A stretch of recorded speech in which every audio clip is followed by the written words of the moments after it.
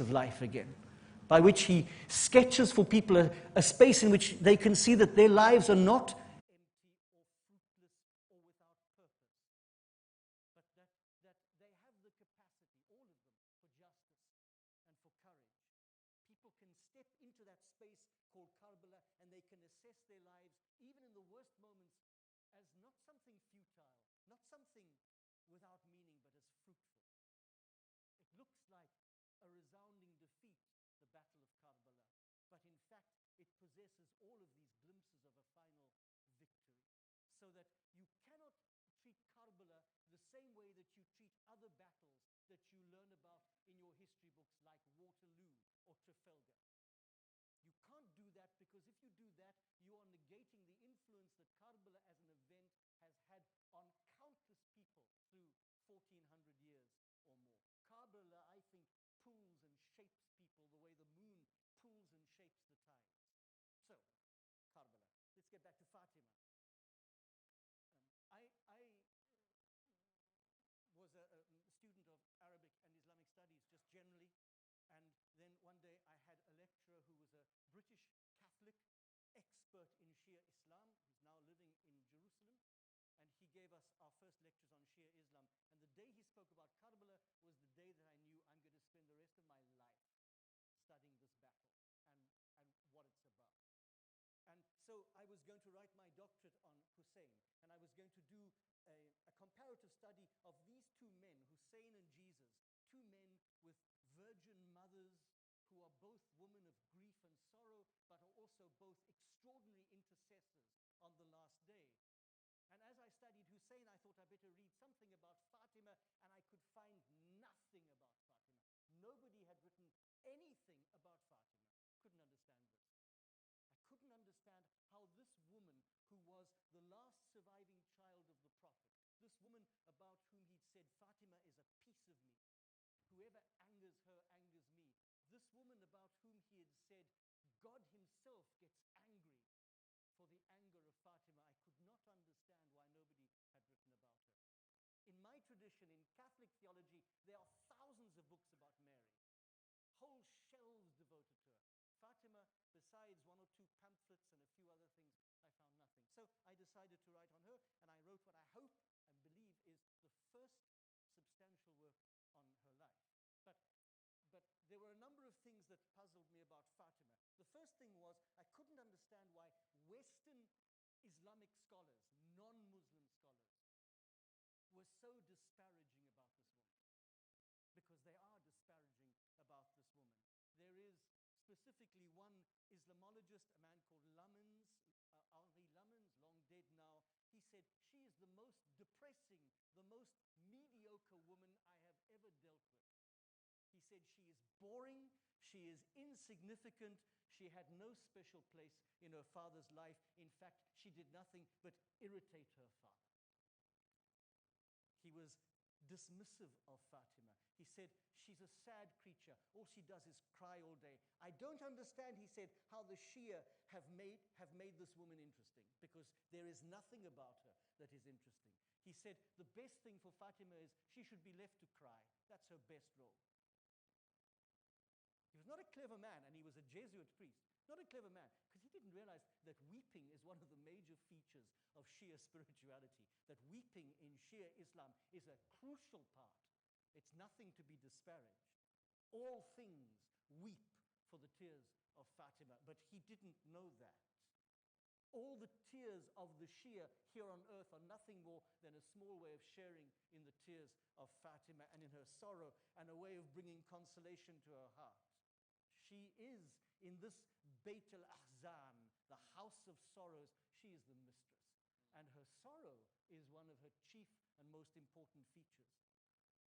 This Lamens said, the trouble with Fatima is none of the Sunni sources ever mention her. She's hardly mentioned by the Sunni sources. He said, look, for example, at Ibn Hisham's Sirah, his biography of the Prophet. Doesn't mention her, or barely mentions her if he does. Why is it that the Shia think she's so important? Of course, what he forgot to say was that Hisham was writing in the 9th non-Islamic century. He wasn't the only person writing. At the same time, Ibn Sa'ad, Ibn Hanbal, Al-Bukhari, Muslim, Ibn Majah, Abu Dawud, Tirmidhi, and Baladhuri were all writing, and they all have substantial mentions of Fatima in their writing. He just didn't notice that. Another Orientalist was a woman called Valieri, an Italian woman who died very recently. She said she played no role in early Islam, this woman. She had nothing really to do. She was on the fringes when Islam was beginning, when the Prophet was beginning to preach. And she receives no attention at all in the sources. But in fact, if you read the early sources, I'm talking now about the Sunni sources, because my interest is not what the Shia say about Fatima. I know what the Shia say. I want to know what the Sunnis say about Fatima. If you read the earliest Sunni sources, they declare her to the exclusion of all other members, female members of his family, in the so-called verse of purification, and in the Mubahila incident. Fatima is the woman who takes pride of place. Of all the other women, Salama, during the time of the verse of purification, said, "What about me? Aren't I part of this?" And basically the Prophet said, "No, you're not. You're not part of this. This is my Ahl Bayt that I'm talking about." Muhammad's insistence that she was the most loved member of his family to him is found in all the early Sunni writings, and it's in a hadith that is transmitted by Aisha, and Aisha has no love for Fatima. And yet she has to transmit that Muhammad himself had said, "She is the most loved of all women to me." The promotion of Fatima by her father as the mistress of the community, or of the woman believers, or maybe as the mistress of all the worlds, or the mistress of paradise. It's a little difficult to know which one because there are different hadith, but it's one of the most widely transmitted hadith by the Sunni community. Ibn Sa'ad, Ibn Hanbal, Bukhari, all of them have this hadith that Fatima is at least the mistress of the woman of this world, if not the mistress of the woman of the world to come, the woman of paradise. The declaration that Muhammad makes, "My daughter Fatima is a part of me. What injures her, injures me," is carried by almost all the Sunni transmitters. So the point I'm trying to make is that even if it's not acknowledged, Fatima has a massive place in the Sunni sources. And her position there is clear and outstanding. So that was my first question. My second question I've mentioned already. I couldn't understand why no Muslim academics had written about her. I wrote a book on Zaynab because nobody has written a book about Zaynab. I don't understand this. We were sitting, 4 Catholic priests, around a table in Rome, moaning about the Muslims. Why is it, we were saying, the Muslims don't write about their women? They never write about their best woman. And we all agreed we would each choose one woman and write about her. So I chose Zaynab. The book is finished. As far as I know, the other 3 haven't even started. But this is the way life goes. I will have to do the other 3 as well. But we were questioning, for example, why is it that even now there is no proper biography of Khadija? Nothing exists. This woman who is the first, just before Fadl, I think, to enter Islam. This woman who is such a support to the Prophet from the beginning, and nobody has done her research to her life. And then the third question that I asked myself was, who is Fatima really? Because we have a same problem with Fatima as we have with Zaynab when you study her life. Who is this woman? She is either this weeping, inconsolable, weak creature who dies of a broken heart, or she is some mystical creature born of the fruit of paradise, a maiden of paradise in human form, in which case none of us can even begin to imitate her. Or she is this revolutionary woman leading great movements to victory, in which case most of us who just battle ordinarily with little things like the traffic every morning, we don't have these big struggles, so how can she have any meaning to us? But it's important for me because I think Fatima is an archetype. And if she's an archetype, she must be within the grasp of all people. Whether their struggles are major political issues or whether their struggles are nothing more than daily integrity, trying to make moral decisions which terrify us, but we have to take them because they have to do with justice every day and they have to do with right and integrity every day. Next point I want to make is, and it's a point that I got into very big trouble with last year at the wherever Islamic Institute or the Shia Institute. I think that Fatima's suffering is redemptive. So I got into big trouble for using that word from a Shia cleric who said, you can't say that. She's redemption, there's no redemption in Islam. In fact, there is redemption in Islam. Of course there is. Islam offers at least two different ideas of redemption. The first is something called takfir, making expiation of your sin. The expiation of sin that is incumbent on every human being. The Quran, as I remember, doesn't offer the possibility of being redeemed by a sacrifice. It is not their meat nor their blood that reaches God, it is your devotion that reaches Him, says the text. So redemption, the first idea of redemption in Islam is what people do with their own sin by fasting, by praying, by sharing their wealth with the poor. All of that is redemptive action. And the second type of redemption in Islam is shafa', intercession. Of course, this is a type of redemption. This is the prayers of somebody winning me back to God. So, the problem is the word redemption. Because the word as it stands means saving or being saved from something, from error or from sin or from evil. Something that saves you from what is wrong. So, for example, if one of you was mixing with some bad company, and one of your parents removed you from that company so that your life would not be endangered by that company, you have been redeemed. It is a type of redemption. It really comes from a Latin that means to buy back when you redeem some. And it was taken from a legal world, not a religious world. It was a legal term in the very ancient world to buy back, to set a captive free from slavery, to buy back something that you had lost or sold, to exchange one possession for another possession. All of that was called redemption. Then the Christians came along, my people, and they took the word and they made it a Christian word. But it's not a Christian word. It's just being used by the Christians. Redemption means primarily to buy something back. It's only because it has a Christian baggage that in Islam now people don't want to use it. I think it remains perfectly valid for Islamic use, because the Christian meaning is not the chief meaning. Al-Hussein's death did not redeem individual Muslims from sin. That's true. But Al-Hussein's death released Islam from the grip of Yazid. In other words, from the model of Islam that Yazid was presenting, Islam was redeemed from that by the death of Hussein and restored to a path that is straight again.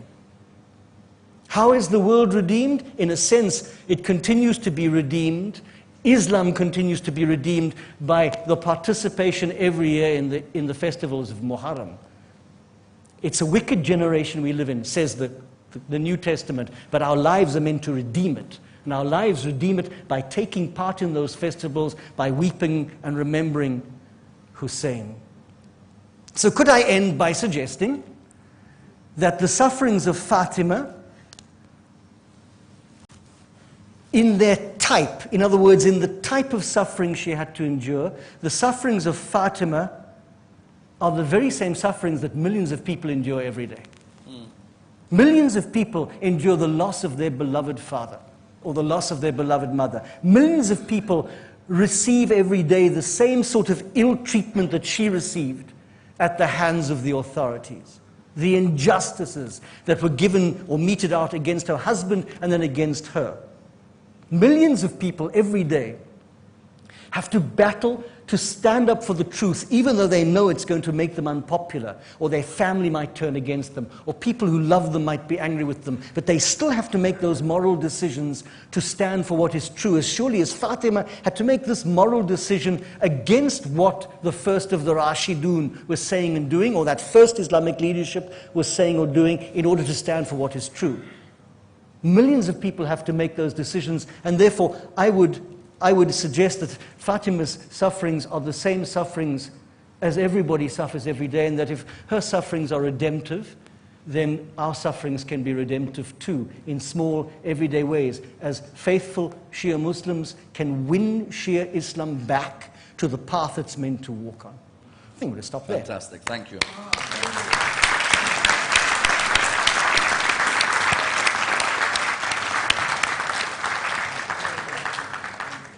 Fantastic presentation. If we're able to, just everybody in that area and this area especially, if we could just move across, just a request for everyone, just to move across to the right, if you don't mind, so that people are able to come, and I think the father also deserves people to have eye contact with him in that whole corner.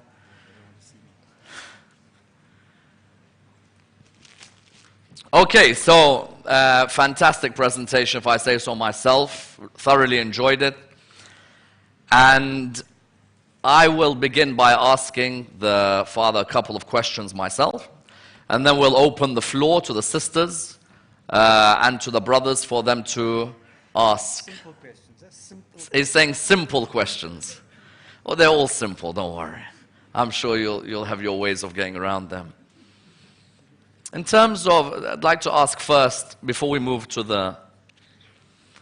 the crowd, you had said that you can find the praise of Fatima within Sunni literature.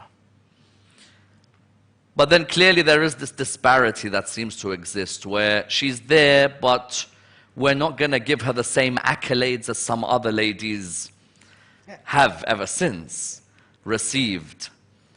Do you think that her stand after her father's death meant that that praise that other ladies received could not be lavished upon her, because that may lead people to look at every aspect of her biography? No, I think it's deeper than that. I think that's one element. But I think the truth is, without, and I mean, I'm not a Muslim, so I can say these things. The truth is that, you know, when I set out to study Fatima, as I said, I was interested to see what the Sunni sources say, because anyone can tell people what the Shia say. Everybody, people know this.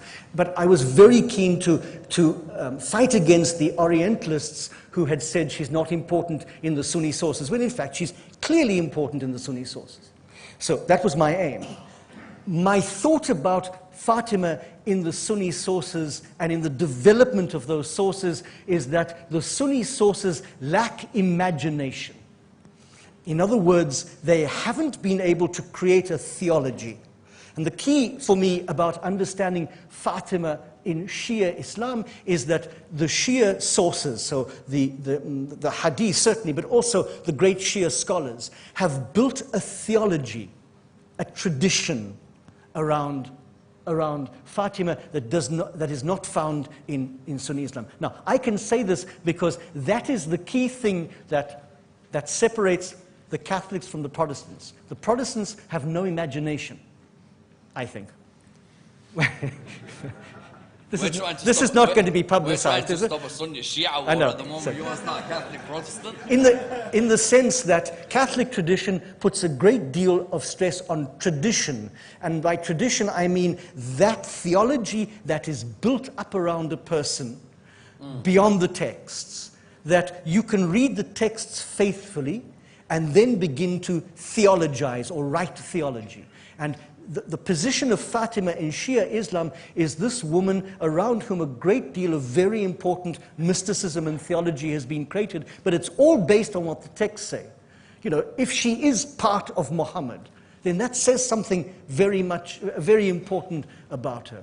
If God does indeed get angry for the anger of Fatima, and that hadith is not carried by many sources, but it is present, then she is crucially important, and you can begin to create a theology of motherhood, a theology of intercessor, a theology of virginity, whatever that particular word means in Shia Islam. So I have no doubt that her early battles, like the early battles of her husband, with the beginnings of authority in Islam, were not well received. And I have no doubt that there was already, before that happened, there was rivalry between her and that other lady whose name we're not allowed to mention now. I've obviously picked up. But there was, I mentioned it already. There was certainly already rivalry between the two of them, and we know a number of incidents from her life.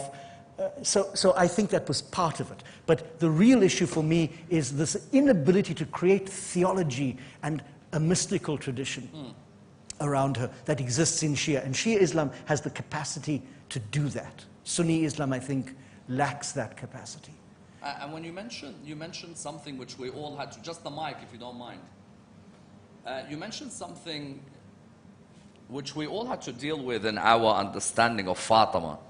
Whether it's the crowd, whether it's the speakers, and that is the mystical Fatima and the relatable Fatima.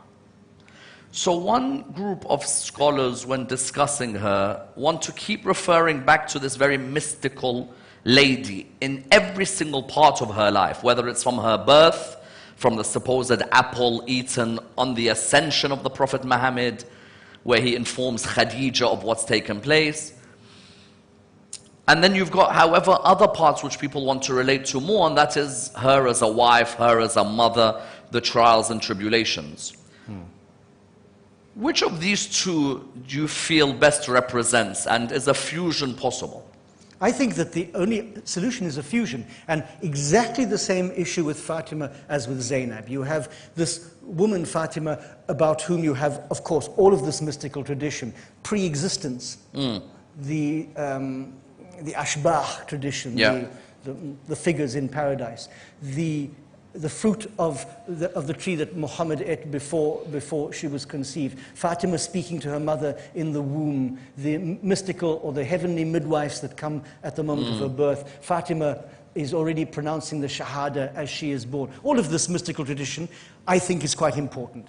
And then you have the scholars who dismiss that and say, no, you're taking away from the woman who can be imitated, the woman who needs to, as Shariati says, the woman who every Islamic woman should be.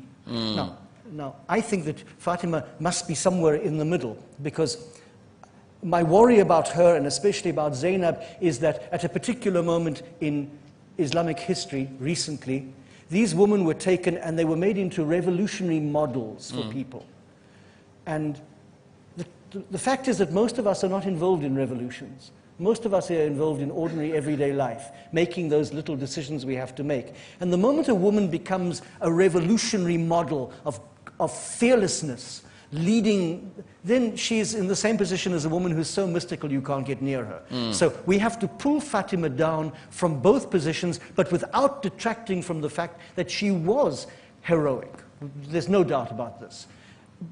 And that she is a mystical character. God has blessed her with gifts that you and I are not going to be blessed with, because she holds a special position in the cosmology of God, if you want. But somewhere in the middle is the Fatima who I can imitate, because she is prayerful and close to God, but also because she's an ordinary everyday person, a housewife, a wife, a mother, who has to live an ordinary everyday life.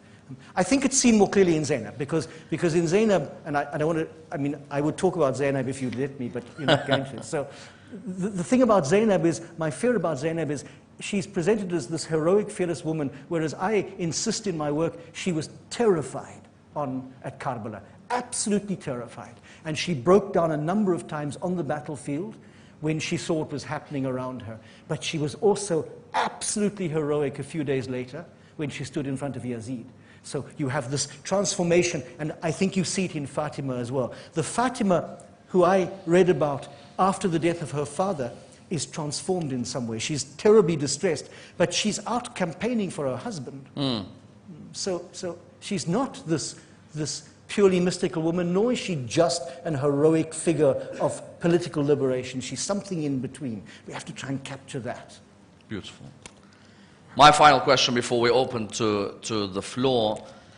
My supervisor for my PhD is C.E. Bosworth. Oh. And yeah, you must have seen. You were very important. Yeah, Bosworth. And I was honored to do my PhD under his supervision.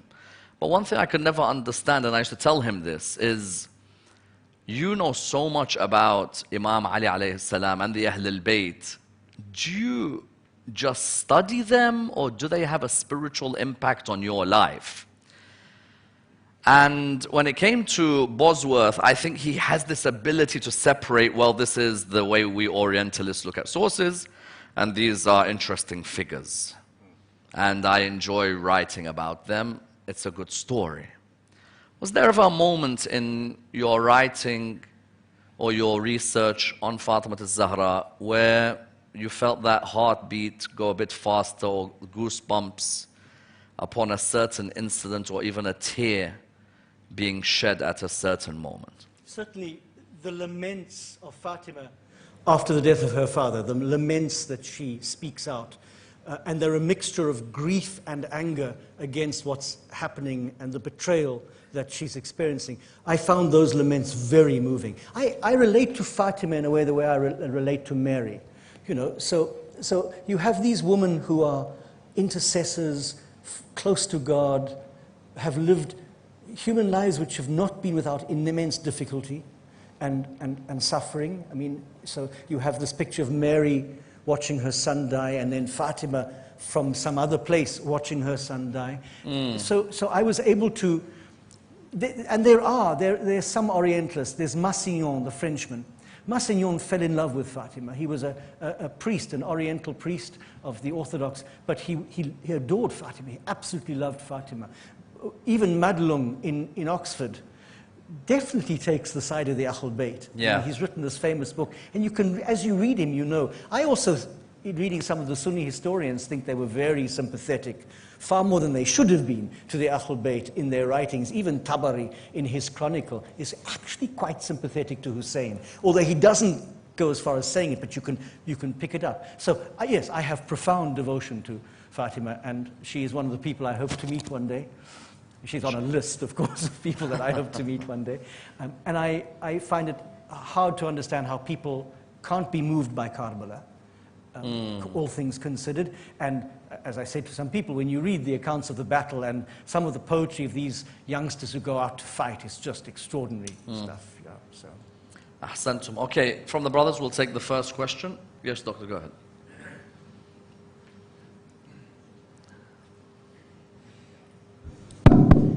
What an amazing presentation on Baby Fatima. Thank you very much. I think we should applaud once more. It was super. It was super.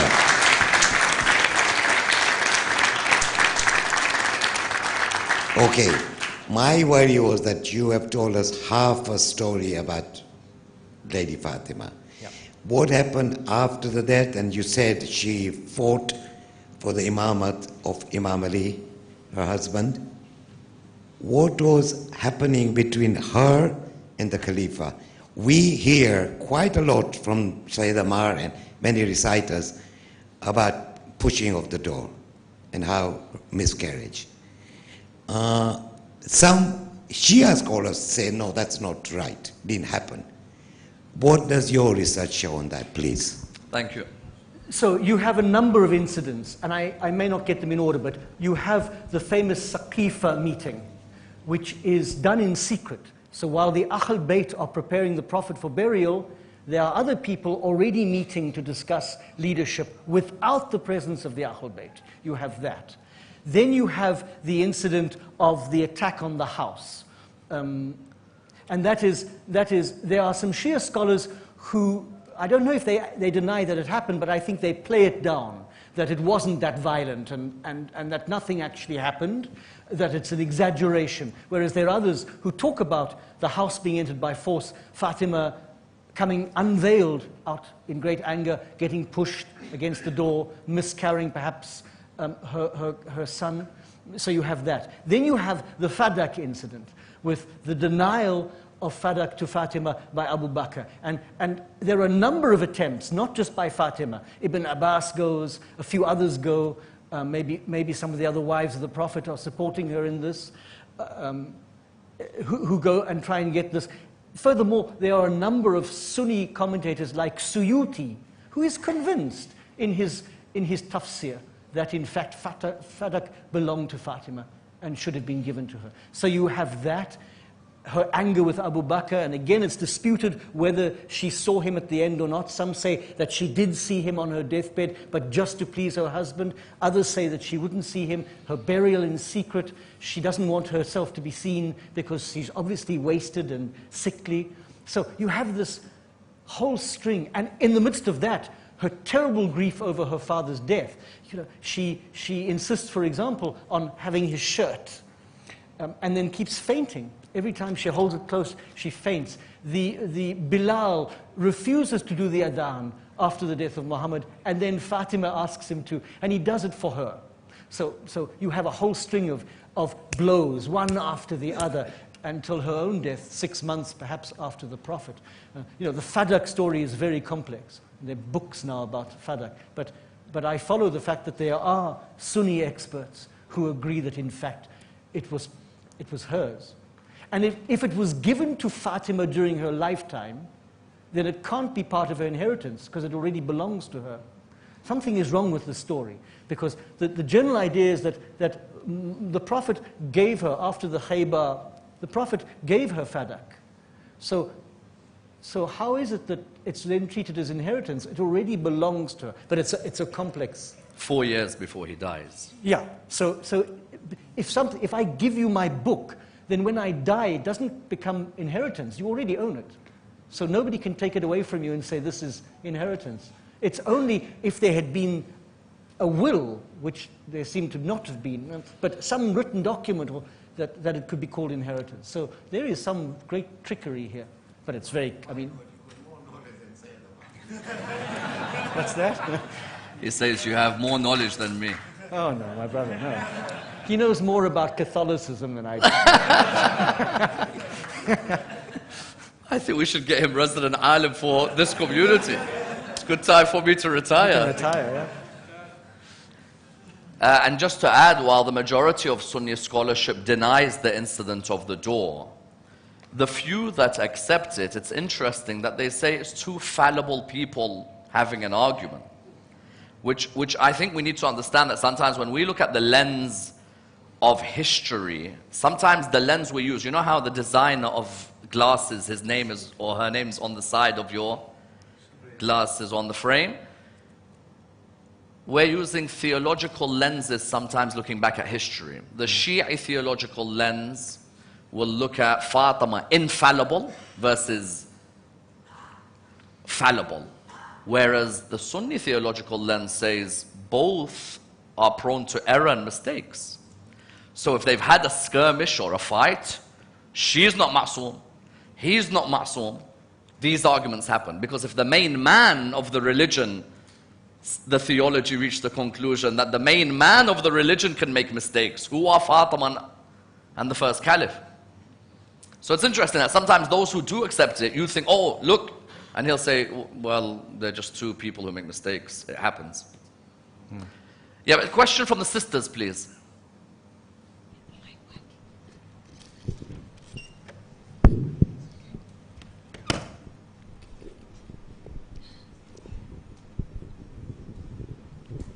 Assalamu alaikum. Thank you for a nice lecture. My question and comment is this. Recently, some countries have spent millions to destroy the death place of Zaynab alayhi salam, but have been unsuccessful.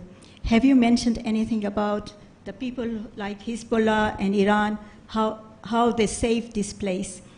And I myself have written, Zaynab, peace be upon her, has haunted Yazidis of our time from her grave.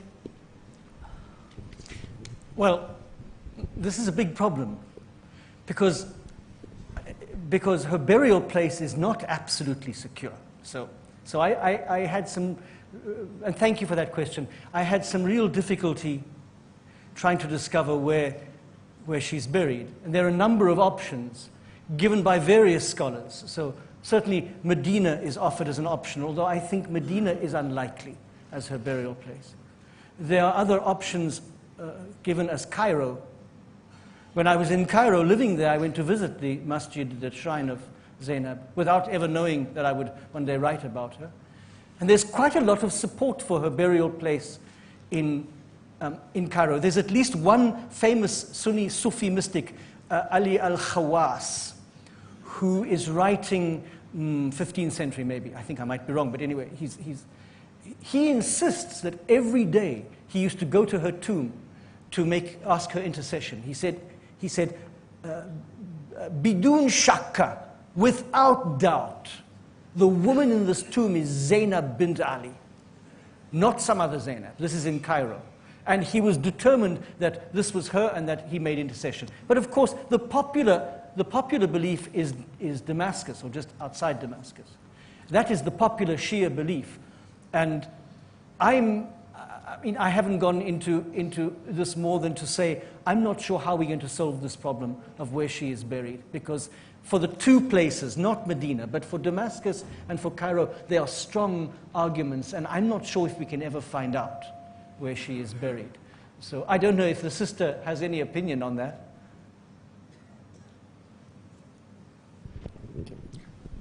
About the place. Yeah, I don't have any opinion, but wherever she is, whether it's Cairo or Damascus, her death place or shrine, which people try to visit every year, must not be destroyed at all. No. I strongly believe that it won't be. I don't think the Cairo shrine has been there for a long enough time, and I know that there have been moments when the authorities have closed it off and blocked pilgrims. I know this. And as far as I know, the city, the Zaynabiyya city that has grown up around her shrine is also thriving.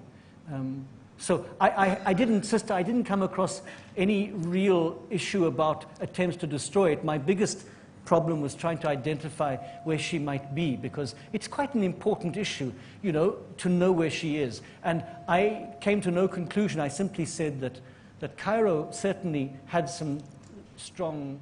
There was a scholar with a strange name called Shlablanji, who was an Al-Azhar scholar from a couple of centuries ago.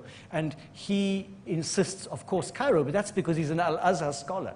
And he's promoting... It's around the corner. Yeah, it's around the corner. He's promoting Cairo, of course. But it's a very difficult issue. But I didn't come across any thought that there was a danger of these shrines being destroyed. I do know there was attempts to block them at times from pilgrims, but not destroyed. On that note, before the next question, as we said, alhamdulillah, the Jama'at is proud to announce our ziyarah trip to Sham, September the 26th to September the 30th. And that would be for anyone who's here tonight, that announcement. Because we specifically have said first come, first serve on this group, as we cannot take except more than a bus. So for more details, please ask the committee. Question from the brothers, please go ahead.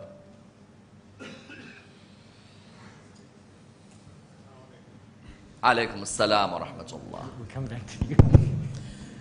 May Allah bless you with your hard work and research. And I pray that you will carry on with this work. I think you have brought so much to the public, mashallah. Now, I don't know how much research you have done, that Ahlul Bayt has always been oppressed, right from the beginning to the end. There were a lot of books which were written on those, as historically written, but they were all burnt down at one time. Secondly, the people who ruled were the people who were really writing the history. So naturally, there might have been a lot written about Bibi Fatima Zahra alayhi salam and Imam Ali. If you see even the texts of the other schools, Imam Ali is very much little mentioned. Even the hadiths, which you will be surprised that the hadith is mostly written by somebody who came to Islam very shortly before the Prophet ﷺ passed away. And thirdly, I don't know, have you ever seen into the Indian subcontinent? Because I think a lot of history has been come out from there. They've done fantastic research, and I think probably you need to look into it. Thank you very much. Indian subcontinent. Yeah, look, there are now a number of doctorates that have been written on Fatima in various universities. But when I was writing in the year 2000, there was almost nothing. Nothing substantial. I was looking for stuff based on the hadith, based on the sources. There were pamphlets about her holiness and her prayerfulness, but I was looking for something deeper. But there are people writing now. I think that the persecution of the Ahl Bayt begins with the persecution of all of the Imams, and it seems to me to be written by God that it should be so. That it's part of the spirituality of the Imams, the destiny of the Imams and the Ahl Bayt to be the weak, to be the persecuted. There's a man who wrote on Shia Islam who said the paradox of Shia Islam is the moment you're in power, you lose your power because your real power lies in that weakness, that persecution. Question from the sisters?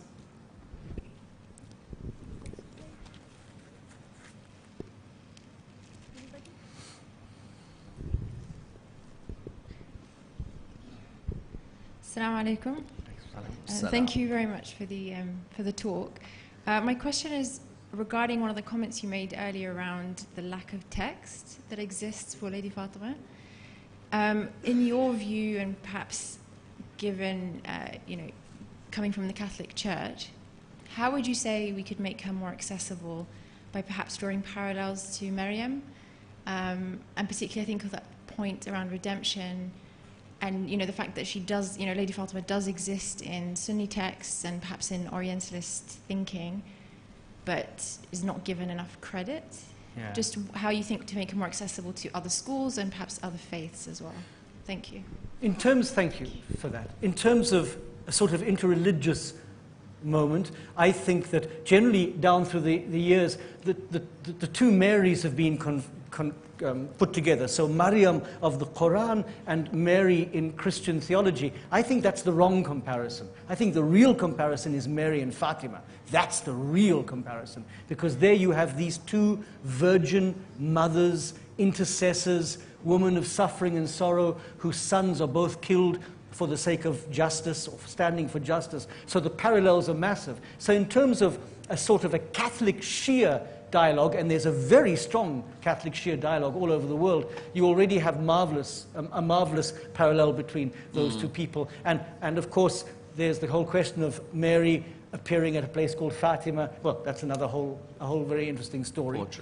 But I think that there are people beginning to write now, and my desire is that Fatima be presented for who she is, and that is that primarily she is a mother and a housewife who can be imitated and whose life lessons can be used by people. And I think there are people beginning to write now. But generally, perhaps the women have been a bit neglected. I think Khadija, al-Fadl, who has this, at least one dream about Hussein, and a few of the other women, they deserve proper biographies because they are there at the beginnings, not just on the fringes. They're an active role in the beginnings of Islam. Yeah. Yep, question? Sorry, go ahead.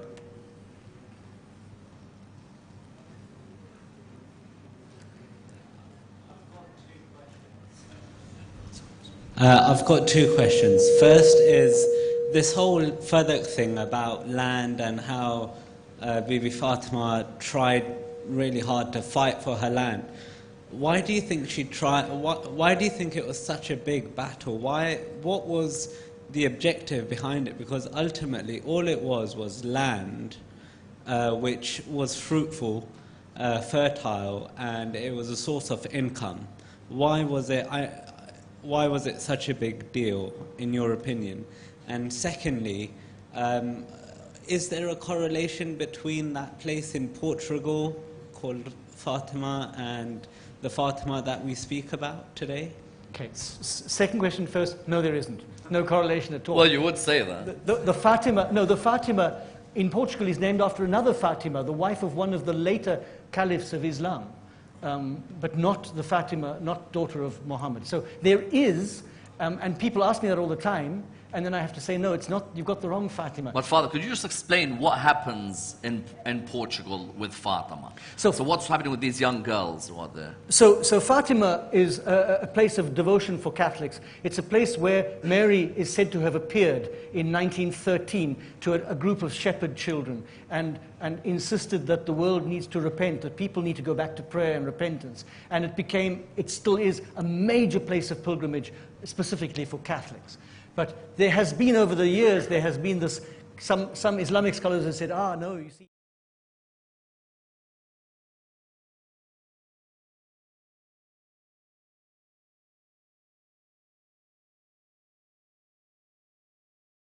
named after the wife of a much later Khalifa. So there is an Islamic connection. As with Spain, so with Portugal, there are these Islamic connections. The first question, I think firstly it's because her father gave it to her. And it's hard for us sometimes to grasp the closeness of Fatima and her father. She was his whole life. I mean, he was her whole life. I mean, she was relentlessly grieving after his death. And I suspect that partly it's because he gave it to her, that she was so insistent. Secondly, there is already that shadow of unjust leadership in her mind, that the man she is trying to get fadak from is a man who shouldn't be the leader anyway. He's there unjustly. And again, I can say this because I'm outside of the Islamic world. And so she's not just fighting an injustice, she's fighting someone who is really unjust, who has usurped power, so that the battle needs to be won. So I think it's a combination of that shadow that's already arising of injustice, but also her devotion to her father. So it's almost perhaps all she had. I mean, Fatima is known to have lived in great poverty. Even after Khaybar, which was quite a wealthy conquest, we still read about the fact that she and Ali lived in a fair amount of poverty and a fair amount of difficulty. This was her father's gift to her. And I think it was that. It was, I want to use the word sentimental, though it's not a nice word. But it's not just a question of land, although land is important. Ask the Palestinians, and they'll tell you that land is crucial, but it's not that. I think it's the sentimental attachment to her recently deceased father. Thank you. Question from the sisters.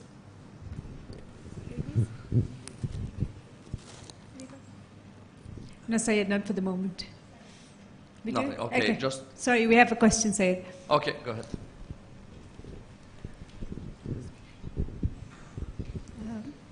I think Fatima alayhi salam fought for fadak. She knew that she's going to go to heaven, but still fought for the fadak. The reason is she fought for all the women who were living at that time, for the women who are nowadays, and the women who are going to come in the future. Meaning that all the women are allowed to have a fair share of the inheritance, and also if there is, I don't know how to put it, if someone like in the place of Prophet knows that when he dies and her daughter might not get the inheritance, he gave the fadak beforehand. And we live in the same situation right now. There are so many people in our community who are fighting for the right of inheritance. They're not giving women's inheritance properly, or taking away houses and so on, which the father has given to them. So I think Fatima didn't fight for herself. She has fought for all the women, and we should study this more in detail and make our community more aware about this. Thank you. I would be much too frightened to answer that question. Partly because I know from experience, and I work in Rome with priests, all of whom have doctorates in Islamic scholarship. One of them has a doctorate in Islamic law, and I know that you have to be a genius mathematician to work out Islamic inheritance. It really is complex. But I will add and say that as with Fatima, so with Zaynab, it's a question of justice. People are not prepared to let injustice slip by. And I keep insisting that the reason Zaynab won out against Yazid and also Ziyad was not because she was tough, but because she was speaking the truth. That's why she won.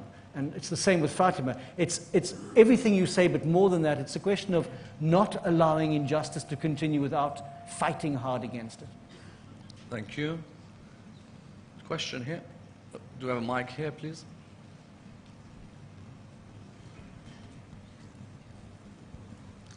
Yes, go ahead. Assalamu alaikum. Thank you very much for the very valuable input today on this topic. I would like to ask you, have you been considering as well in your thesis the circumstances of Arabia at the time and the women at that time who are suffering so much, at that time, which is a Sunni-Shia, all the Orientalists also admit that the young girls were buried by their parents. Yeah. This is the time when Bibi Fatima Zahra Salamullah Alaiha was among the ladies or the women who stood up even after all the holy preaching of Holy Prophet, peace be upon him, passing away. And after that, she stood up for the women's rights. And if we come to relate to the contemporary world, the women's rights, still in this country, we can look up how long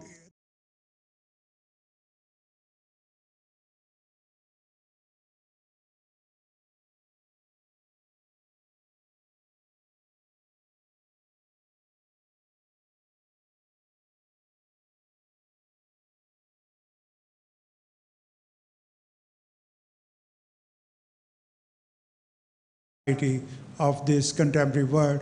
The second... Hajj, we'll limit it just to that one tonight, inshallah.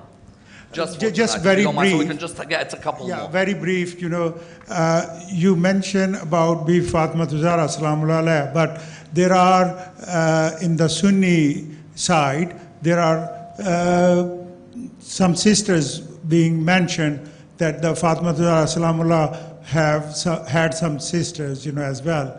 But there was no mention of, even in the Sunni school of thought, what they have stood up or what they have done in the history. Is there any, relative study on that you have done? Thank you. Thank you.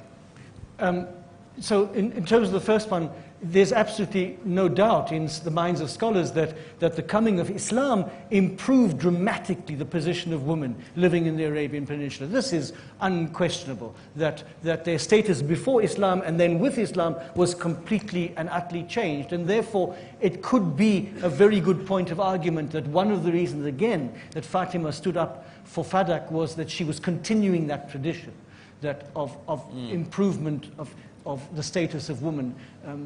Besides children being killed, besides infanticide, just the way women were treated before Islam, and then the akhlaq, the ethics, or the morality that came with Islam in terms of treatment of women is dramatically different. So it might just be a good point of argument that she continued the tradition of her father in terms of justice for women. Yes, of course. The second one's about sisters. Yeah, of course. There are a number of siblings, but who the truth is, and I have to say this, that whether we like it or not, Hassan somewhat fades into the background when you're talking about Hussein. All of Fatima's weeping is concentrated on Hussein, far less so than Hassan. This is the truth, that her attention is focused on her one son, and in a sense, her sisters, Fatima's sisters, like Ruqayya and the others, they kind of fade into the background a little in the presence of Fatima. She stands out among her sisters the way Hussein stands out among the children of Ali and Fatima. So there's very little written about her siblings. First of all, we're not sure how many sons the Prophet had. It's difficult actually to know. We know 4 daughters, I think, but sons, a little more problematic in terms of their names given. And I found very little information, outside of encyclopedias of Islam, very little information about the sisters of Fatima. So, the sisters originally were married. Yes, there were marriages and there were early deaths. Sons. But they were early deaths. Ruqayya, for example, died while Fatima was alive because she sat and wept with her father at the grave of this daughter. So we know little bits about them, but But Fatima stands out among them, the way Hussein stands out between Hassan and Hussein in an extraordinary way. Okay, sorry, we can't take any more because the committee have told me time's up. The father's over here for you to ask him, I think, a few more questions with a cup of tea will be welcome. Just as I said, it's a fantastic program. I really thank you for coming and giving us this brilliant presentation. So many facts learned and great research done as well. And may God continue to bless you with success. Shukran. In terms of our programs, as I said again, just before we end, on Thursday we have Sheikh Mustafa coming of Senegal. He's the Sheikh of the Sufis. And we're going to look at how Ahl al-Bayt are viewed in Sufi thought. And as you know, there is a rich history and rich heritage of lovers of Ahl al-Bayt in West Africa. Ivory Coast, Senegal, Nigeria, and so on. So he's going to come on Thursday night, and we're going to have an interesting discussion on that. In terms of the Sham trip, one more thing to say. We'll be leaving on the Wednesday, coming back on the Sunday, 26th of September to the 30th of September. We're going via Beirut. We hope we don't end up losing many of you in Beirut. Obviously, because there's ziyaras to do there and so on. So, from there, inshallah, we'll go towards Sayyidah Zaynab alayhi salam. We'll be staying at the Safir Hotel, which somehow is still intact, but, you know, don't sue us if the chandelier falls on your head middle of a talk. But that is still intact, it's still there. So we're going to stay in the Safir Hotel, and we're going to be there for a few nights, and hopefully rebuild our relationship with someone who many of us have not visited for over 5-6 years. I was honored to go a few months ago, and alhamdulillah, I saw what I saw. Inshallah, you're going to go and see what you see, and hopefully we can rekindle our love and our spirit with that lady. And at the same time, pray for you, inshallah, that there'll be a day when you are next to the grave of Zaynab alayhi salam, as you deserve to be, and as everyone else deserves to be as well. So I think if we can have, before we end now, a round of applause for the father for his...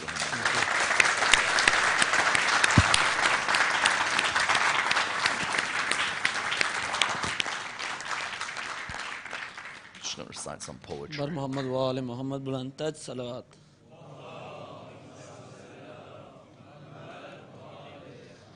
गर से मुबाहिल के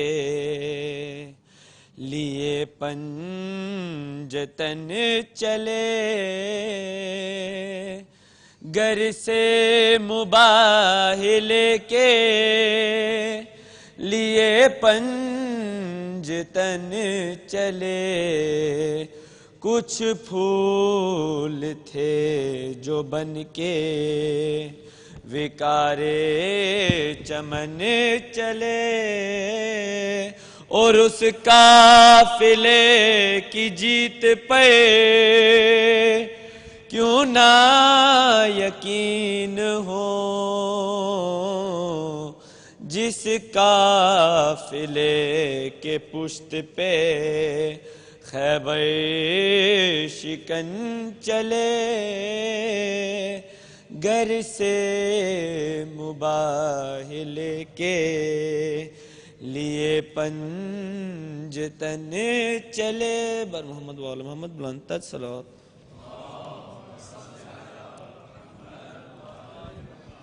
पंजतन के आस्ताने की अलग ही बात है पंजतन के आस्ताने की अलग ही बात है सब मिल के पंजतन के आस्ताने की अलग ही बात है पंजतन के आस्ताने की अलग ही बात है सर यहाँ आकर झुकाने सर यहाँ आकर झुकाने की अलग ही बात है पंजतन के आस्ताने کی الگ ہی بات ہے، پنجتن کے آستانے کی الگ ہی بات ہے۔